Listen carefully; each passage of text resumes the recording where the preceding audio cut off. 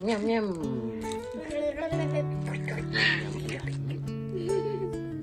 Việt Nam ơi, như cái này.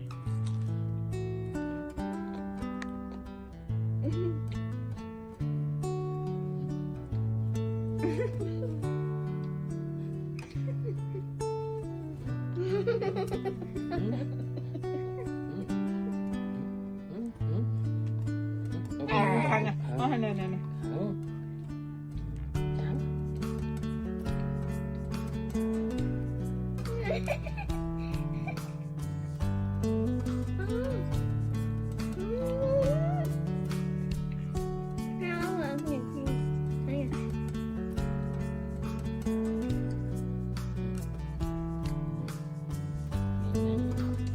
Bé cao mà. Cao mà. Đậm lắm. Bay luôn. Mình chọt đây.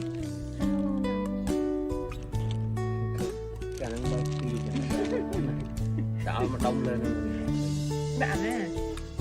đậm đô lên Đã phục lực bà cồn lắm. Đang để con. Ở tin áo bạn ơi.